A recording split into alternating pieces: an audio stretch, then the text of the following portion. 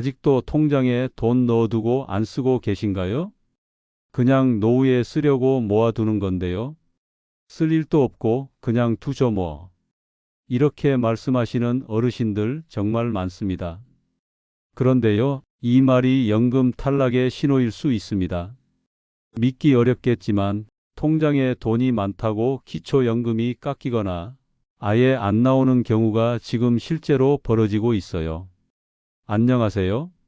서울복지대학교 명예교수 이정배입니다. 30년간 어르신 복지와 기초연금 제도를 연구했고 정부 자문위원으로도 활동했습니다. 기초연금에 대해 30년간 연구해온 내용을 알기 쉽게 소개해드립니다. 경기도 평택에 사는 이정화 어르신은 식당일 하며 평생 모은 4천만 원을 통장에 그대로 넣어두셨다가 올해 초 연금에서 탈락하셨습니다. 그 이유는 뭘까요? 금융재산이 기준선을 초과했다는 이유였습니다. 2025년 기준으로 금융재산이 2천만 원만 넘어도 감액 3천만 원 넘으면 탈락 가능성까지 생깁니다. 왜 그럴까요?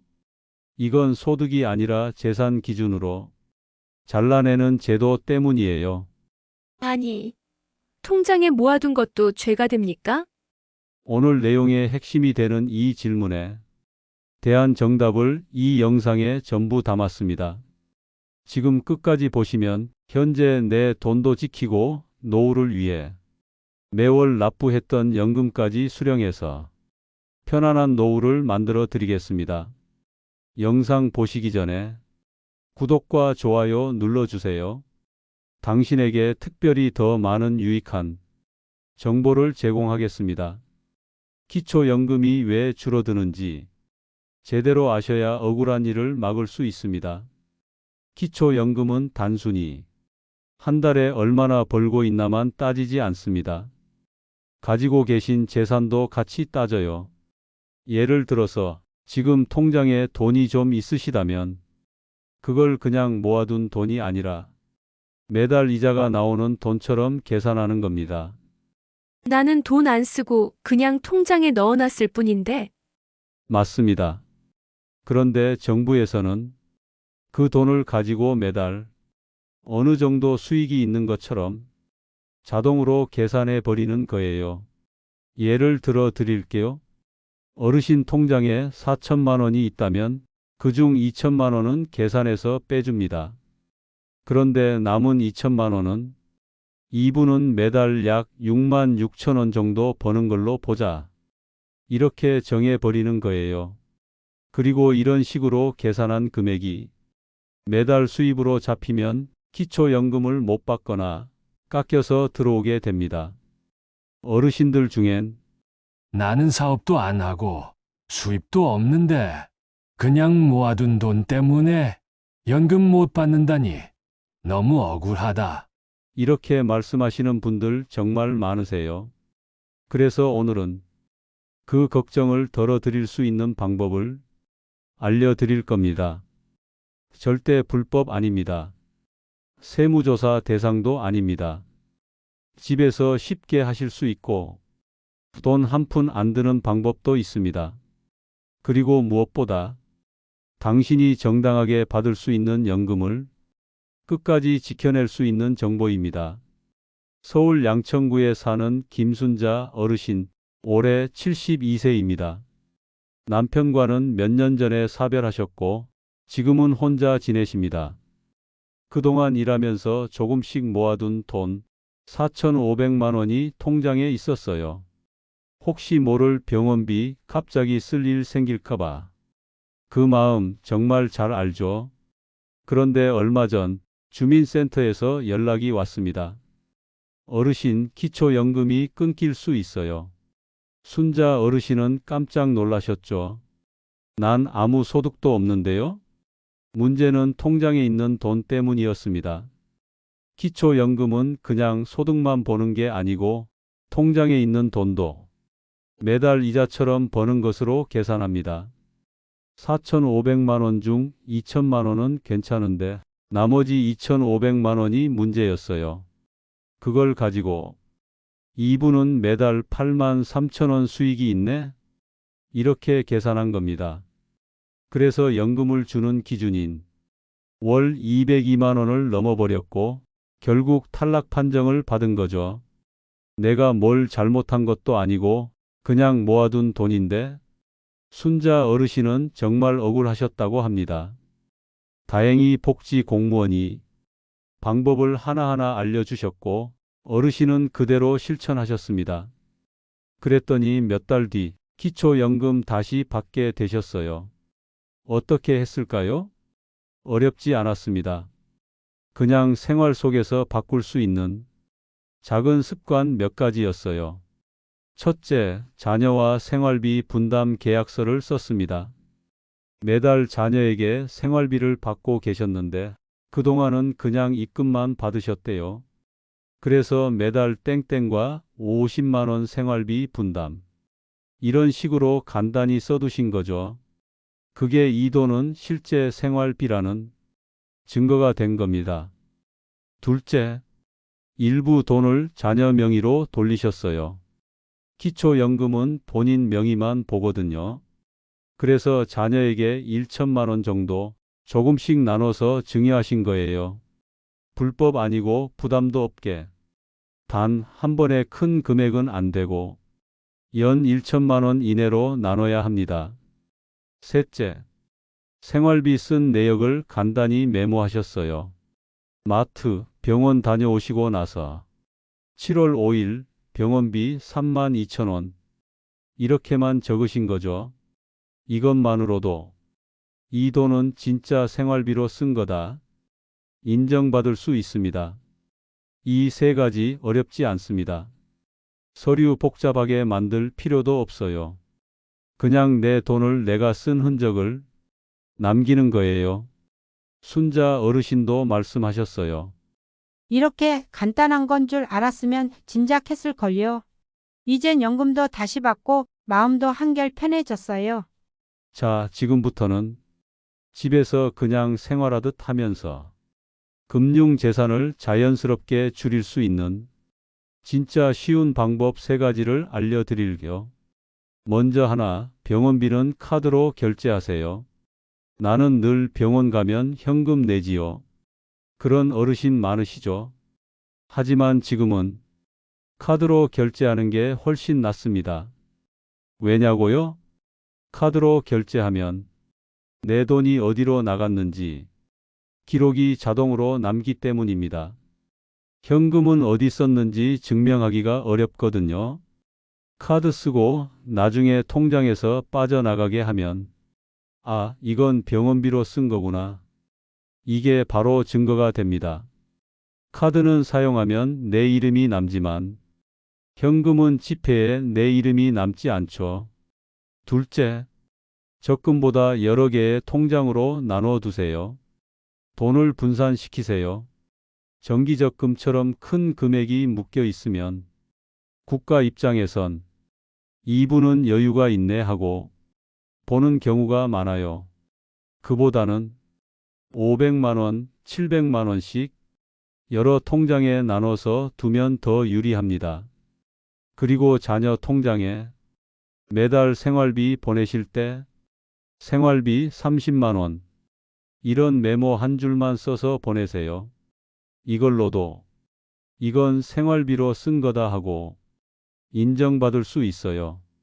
단 중요한 건 보냈던 돈을 다시 돌려받으면 안 됩니다. 그러면 증여 회피로 오해받을 수 있어요. 셋째, 현금 인출 후에는 꼭 메모를 남기세요. 요즘은 사람이 아니라 AI가 패턴을 보고 판단합니다. 현금을 인출했으면 그걸 어디에 썼는지 한 줄만 적어 두세요. 예를 들어 7월 10일 손주 졸업식 축하금 10만 원, 7월 20일 치과 치료비 15만 원. 이런 식이면 됩니다. 따로 양식도 필요 없고 그냥 달력이나 수첩에 써두셔도 돼요. 이런 메모들이 나중에 큰 도움이 됩니다. 이건 소득이 아니라 생활비였구나. 이렇게 인정받게 되니까요. 이번엔 어르신들이 가장 자주 물어보시는 질문 3가지를 정리해서 풀어드릴게요. 어렵지 않게 딱 필요한 내용만 알려드립니다. 1. 자녀가 준 돈도 내 재산으로 보나요? 맞습니다. 자녀가 매달 50만 원, 100만 원씩 정기적으로 부모님 통장에 보내주면 그게 생활비든 용돈이든 금액이 크면 증여로 간주될 수 있어요. 그럼 그 돈이 소득처럼 계산돼서 기초연금에 불리하게 작용할 수 있습니다. 그래서 되도록이면 자녀가 직접 병원비를 내주거나 필요한 물건을 대신 사주는 식으로 하는 게 좋아요. 2. 통장에 돈만 있고 안 쓰면 괜찮나요? 그렇지 않습니다. 요즘은 사람이 아니라 AI가 패턴을 봅니다. 통장에 돈은 있는데 몇 달 동안 아무 지출도 없으면 이분은 어려움이 없구나 하고 판단합니다. 그럼 연금 대상에서 빠질 수 있어요. 그래서 생활비, 병원비, 전기요금 같은 거라도 가끔씩 카드나 계좌 이체로 결제해 주세요. 그리고 수첩이나 달력에 땡땡일 병원비 3만 원 이런 식으로 메모 하나 남겨두시면 충분합니다. 3. 연금 받다가 중단됐는데 다시 받을 수 있나요? 네, 가능합니다. 기초연금은 1년에 한 번씩 심사가 다시 이루어집니다. 그때까지 재산이나 소득 기준을 맞추면 다시 신청하실 수 있어요. 예를 들어 통장에서 생활비를 조금씩 쓰거나 자녀에게 일부 증여하고 기준 이하로 줄이면 충분히 다시 신청 가능합니다. 단 자동으로 다시 주는 건 아니고요. 직접 주민센터 가서 신청하셔야 해요. 그리고 여기서 하나 더, 금융재산 소명서라는 서류가 있습니다. 이 돈은 병원비로 썼습니다. 생활비로 빠졌습니다. 이렇게 쓰면 불이익을 막을 수 있어요. 서식이 어렵게 느껴지실 수 있는데 복지 담당 직원이 도와드리니까 부담 가지지 마시고 꼭 물어보세요. 이번엔 실제로 기초연금을 잃을 뻔했던 한 어르신 이야기를 전해드릴게요. 서울 도봉구에 사시는 74세 이정수 어르신입니다. 국민연금에 더해 기초연금도 한 달에 30만 원씩 잘 받고 계셨죠. 그런데 작년 겨울 갑자기 연금이 끊긴다는 안내문이 도착했어요. 이유는 단 하나, 통장에 5,500만 원이 있다는 것. 어르신은 너무나 황당해 하셨습니다. 이 돈 자식들이 준 용돈이랑 아내 보험금 모아둔 건데 언제 갑자기 병원이라도 갈까봐 손도 안 댔던 건데. 그런데 나라에서는 그냥 현금 자산이라고만 받고 지원 대상이 아니라는 통보를 보낸 거예요. 정말 속상하셨죠? 그런데 다행히도 주민센터 복지 담당자가 알려줬습니다. 금융재산 소명서 한번 써보세요. 어르신은 정리해 두었던 문자 내역, 입금 날짜. 이건 딸이 병원비 준 거고요. 이건 며느리가 생신 때 보내준 거예요. 이런 식으로 하나하나 기록을 남기셨더라고요. 그동안 사용한 생활비 내역도 카드 명세서랑 통장 거래 내역으로 충분히 설명하셨어요. 그리고 석 달 뒤 기초연금이 다시 지급되기 시작했습니다. 어르신은 이렇게 말씀하셨습니다. 기계가 판단하긴 하지만 내가 어떻게 살아왔는지를 보여주면 결국 사람이 알아주는구나 싶었어요. 이 이야기에서 중요한 건 2가지입니다. 첫째, 통장에 돈이 많다고 무조건 탈락되는 건 아닙니다. 그 돈이 어디서 왔는지, 왜 안 썼는지를 차근차근 설명하면 충분히 인정받을 수 있어요. 둘째, 자녀한테 받은 돈은 문자로 남겨놓고 지출한 내역은 메모 하나라도 써두세요. 이런 작은 습관이 억울한 일을 막아줍니다. 지금 이 영상 보시는 어르신 중에도 비슷한 걱정하셨던 분들 많으시죠? 그 걱정 혼자 끌어안지 마시고요. 이정수 어르신처럼 하나씩 정리해 보시면 충분히 해결할 수 있습니다. 집에서 할 수 있는 기초연금 지키는 습관 5가지. 복잡한 서류도 돈도 필요 없습니다. 그냥 평소 생활 습관을 조금만 바꾸면 기초연금을 오래 지킬 수 있어요. 첫 번째, 자녀가 준 돈은 꼭 적어두세요. 6월 3일 아들이 생활비 50만 원 보내줌. 이렇게 수첩에 한 줄만 써두셔도 됩니다. 문자로 받은 경우는 문자 그대로 보관해 두셔도 좋아요. 나중에 이건 용돈이지 소득이 아닙니다 라고 설명할 때 확실한 근거가 됩니다. 자주 받으신다면 날짜, 금액, 보낸 사람만 간단히 메모해 주세요. 그 기록 하나가 연금을 지켜줄 수 있습니다. 두 번째, 통장을 나눠서 쓰세요. 한 통장에 돈이 다 들어 있으면 국가는 그걸 다 가지고 있는 재산으로 봅니다.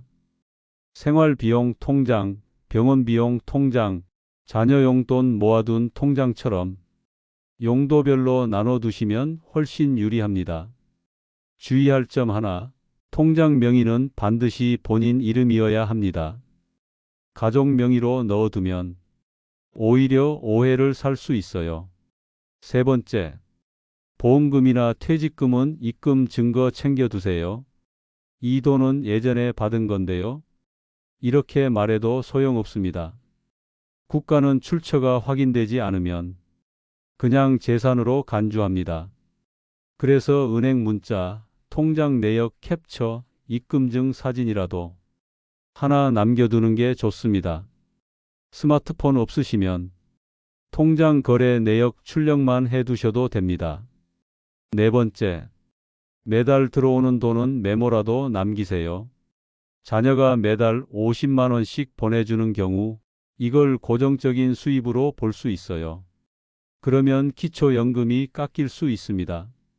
생활비 지원용, 매달 용돈 송금, 이런 메모만 있어도 상황이 달라집니다. 통장에 적힌 내용만으로는 부족하니 꼭 간단히라도 써두세요. 다섯 번째, 필요한 지출은 꼭 카드로 하세요. 나는 무조건 현금으로만 써요. 이렇게 하시면 오히려 문제가 생길 수 있어요. 국가는 지출 기록이 없으면 안 쓰는 사람으로 간주합니다. 병원비, 마트비, 약국비, 큰돈일 필요도 없습니다. 5,000원, 만원도 카드로 결제하고 기록만 남겨두면 충분합니다. 쉽게 말하면 지출에 내 이름이 찍혀 있어야 합니다. 현금은 내 이름이 없지만 카드 사용은 내 이름이 찍혀 나옵니다. 기초연금 이렇게 하면 갑자기 탈락될 수 있습니다. 지금부터는 실제 어르신들 사례를 통해 혹시 나도 이런 실수하고 있는 건 아닌지 차근차근 짚어드릴게요. 첫 번째, 자녀가 생활비를 매달 같은 날짜에 보내는 경우 서울 은평구 이정순 어르신 이야기입니다. 아들이 매달 100만 원씩 생활비를 보내줬고 그 돈은 따로 쓰지 않고 통장에 고스란히 모으셨습니다. 그런데 어느 날 갑자기 기초연금이 끊겼어요. 국민연금공단에서 그 돈을 정기적으로 들어오는 수입으로 본 겁니다. 자식이 도와주는 건데 왜 그걸 내 수입으로 보는지 억울하시죠? 하지만 지금 시스템은 같은 날, 같은 금액이 반복되면 소득으로 간주하도록 돼 있습니다. 그래서 방법은 이렇습니다. 입금 날짜를 가끔 바꾸거나 몇 월 생활비라는 간단한 메모라도 남겨두세요. 그거 하나로도 상황이 달라질 수 있습니다.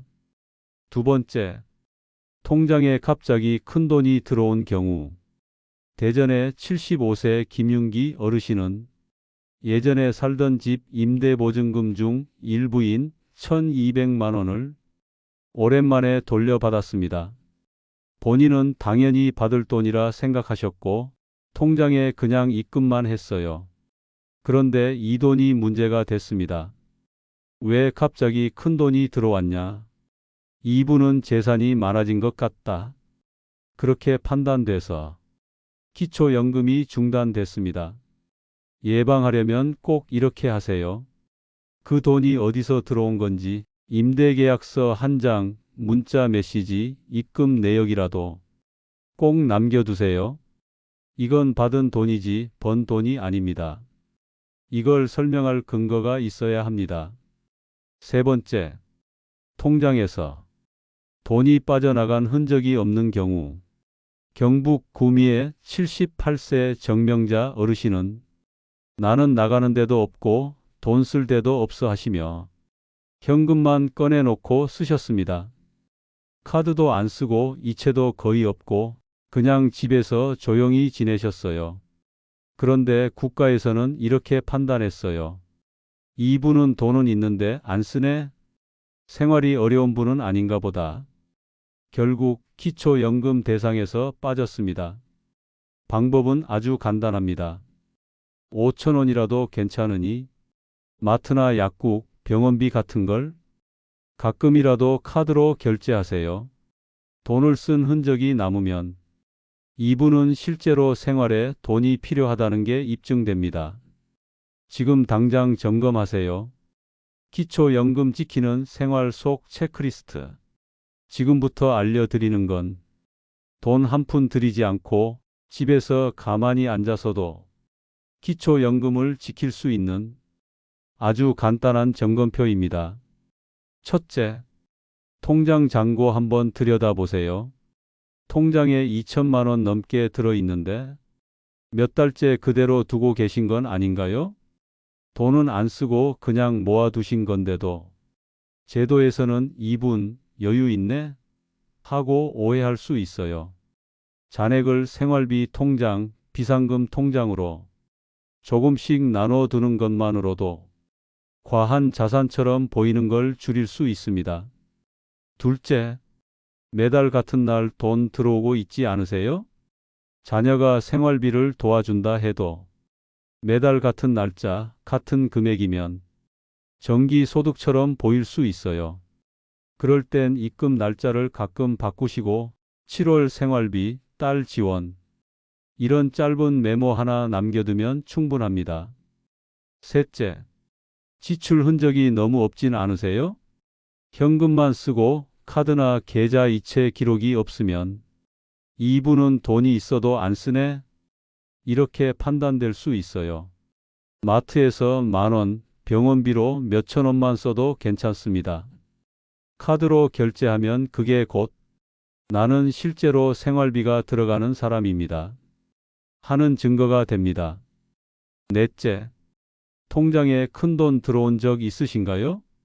보험금이든 자녀가 준 돈이든 혹은 예전에 돌려받은 보증금이든 갑자기 1천만 원 이상 들어온 적이 있다면 그 출처만 기록으로 남겨주세요. 6월 10일 아들 결혼자금 일부 돌려줌. 7월 1일 보험 만기 수령금. 이런 간단한 메모나 문자 캡처도 충분합니다. 다섯째, 혹시 통장 관리 자녀한테 맡기셨나요? 나는 잘 몰라서 딸이 다 해줘요. 아들이 공인인증서랑 통장까지 관리해요. 이런 경우 나중에 문제가 생겨도 본인이 뭘 어떻게 썼는지 설명을 못하게 됩니다. 가장 안전한 건 본인 명의, 본인 관리입니다. 은행 창구에 가면 도와드리니까 너무 걱정하지 마세요. 여러분, 오늘 이야기 어떠셨나요? 기초연금은 단순한 돈이 아닙니다.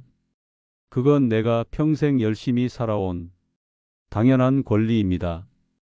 그걸 몰라서 억울하게 못 받는 일, 이제는 없어야죠. 많은 어르신들이 이렇게 말씀하세요. 나이 들어 자식 눈치 안 보고 살고 싶다. 병원비 걱정 없이 살고 싶다. 친구한테 밥 한 끼 살 여유 있었으면 그 바람 절대 욕심 아닙니다. 통장 잔액, 입금 메모, 지출 기록, 돈 분산, 자녀가 준 돈 출처 정리. 이 5가지만 챙기시면 기초연금 지킬 수 있습니다. 스마트폰 어렵고 은행도 복잡하죠. 괜찮습니다. 하나씩 천천히 하시면 됩니다. 지키겠다는 마음 하나면 충분해요. 오늘 영상이 도움이 되셨다면 구독과 좋아요 꼭 눌러주시고 주변 어르신들께도 꼭 공유해 주세요. 그 한 번의 클릭으로 저희가 앞으로 좋은 정보 영상을 계속 무료로 제공해 드리겠습니다. 노후는 준비한 만큼 지켜집니다.